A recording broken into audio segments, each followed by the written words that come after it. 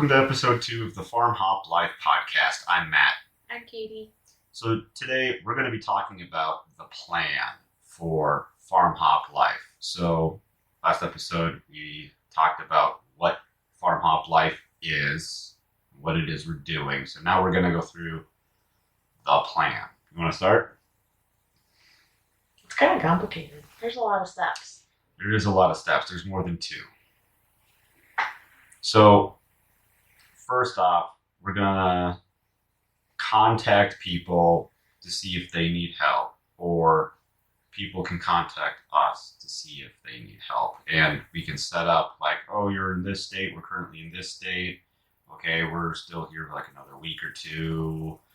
And then we can get to you and we're going to be there for 2 or 3 weeks or whatever it is that we work out with the homeowners, the farmers, whoever that needs help. And we're just going to take it, build a schedule from there. I think a big part of it is that we're going to be open to staying somewhere, anywhere from, a week to 2 or 3 months, depending on what people need help with and how much we're able to help.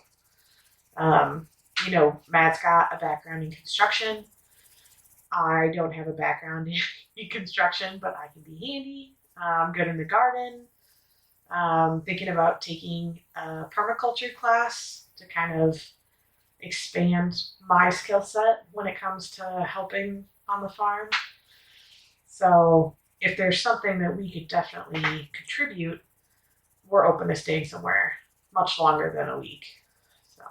And in exchange for the labor, it's a lot like roofing. So in exchange for labor, we're asking for hookups and any produce or protein. And we're also looking to be able to make content on their property.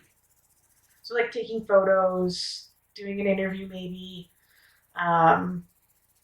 doing short little video clips, things like that. Watching our son run around and get dirty. Perfect. And it's also exposure for the homeowner and farmer, homesteader as well. If they want to share these things that, hey, so-and-so came by and got some cool footage of what we're doing here and came to help out for 2 weeks. And, they can share it to their social medias and whatever. So basically we're not asking for any money to come help. We're just asking for a place to park and whatever food you have to spare. I mean, if you don't have any to spare, that's totally fine. So, and when we say park, what are we parking? We're going to be parking an RV.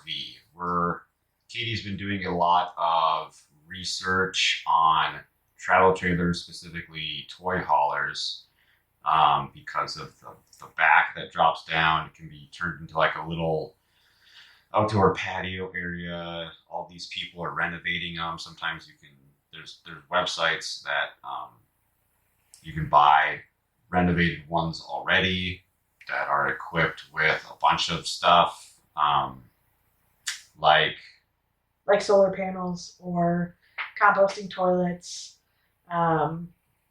Basically getting your RV set up for boondocking so that you can go park somewhere. And as long as you have water in your fresh tank, you can stay there for 2 weeks at a time before you need to go dump stuff. So, I mean, it's possible we could stay on somebody's farm that, they don't really have any hookups and they don't have anything that we could use other than some water for drinking and whatnot. So we're trying to make it so that we can go as many places as possible with as few limitations as possible. And all you have is like a electrical pedestal or whatever that like, hey, if you can figure out how to hook up to that and go for it. Well, thankfully, I'm an electrician, so I can figure that out. I can make sparks happen, so. The good kind, not the ouchie kind. I may have gotten shocked this week already. It's Monday. So yeah, what are we doing in between farms and homesteads? In between farms and homesteads, we're going to try and visit as many state and national parks as we can.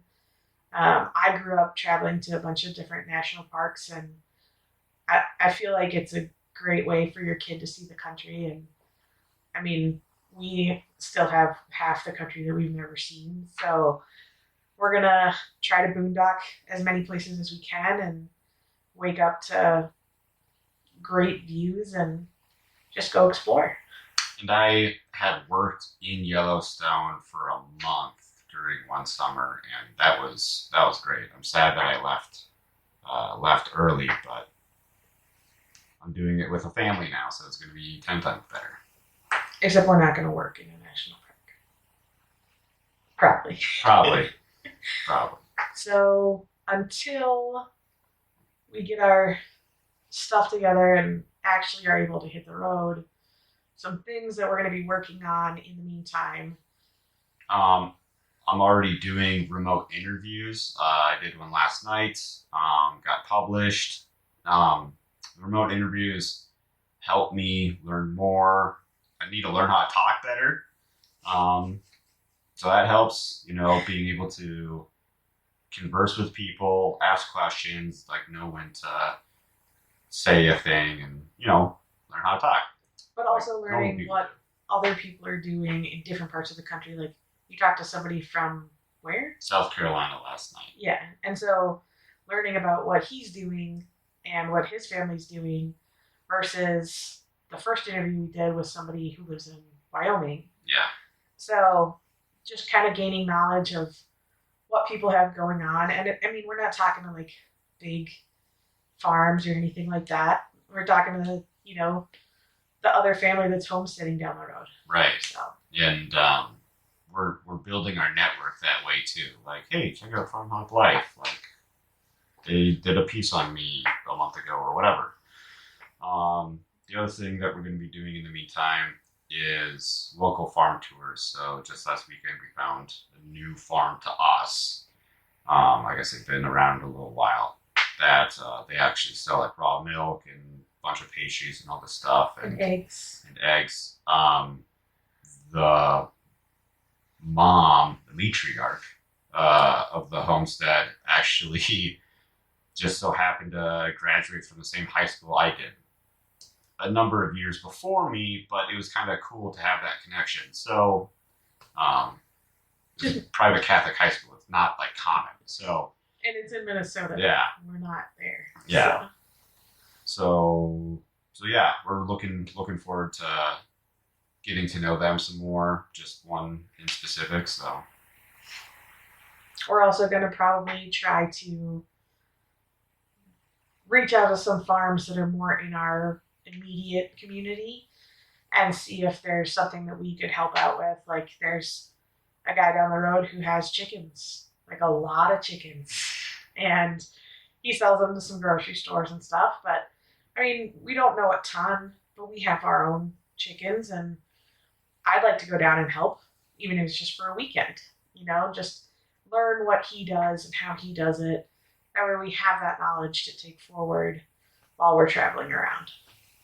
And lastly, we're going to be learning new skills. So Kaitie's currently taking a herbal class at the local high school. I'm trying different, I guess, homesteading methods. Like I picked up a bunch of cardboard from the grocery store to try to suppress weeds using 2 to 3 layers of cardboard, soak it, wood chips on top, blah blah blah. Little things like that to get the house ready. So speaking of the house, what are we talking about next episode? We're going to talk about what the heck you do with your house when you're going to be traveling. Do we keep it? Do we sell it? Does it sit vacant? Do we rent it out? Do we NFT it? There's a lot of options. So we're going to go over that next episode. So, thanks for watching. Bye. Hey everyone, thanks for listening. I'd love to hear from you. Please leave a comment, review, or send us an email. FarmHopLife@gmail.com. Those are always great to read. Like and subscribe as well, but most important is sharing this podcast. We really appreciate it. You can check us out on all the social medias, Twitter, Instagram, TikTok, Float, MeWe, and Odyssey. FarmHop.life is where you can see stuff that we post on our social media pages and sign up for our email list so we can stay in touch. FarmHopLife.com is the main site where we'll have lots of exclusive stuff that we don't share anywhere else and some merchandise to help us keep going. Additionally, you can listen to the podcast there and add it to your player of choice. Also, where you can sign up for our email list to let you know of new episodes, interviews, or big changes. Check it out. Thanks.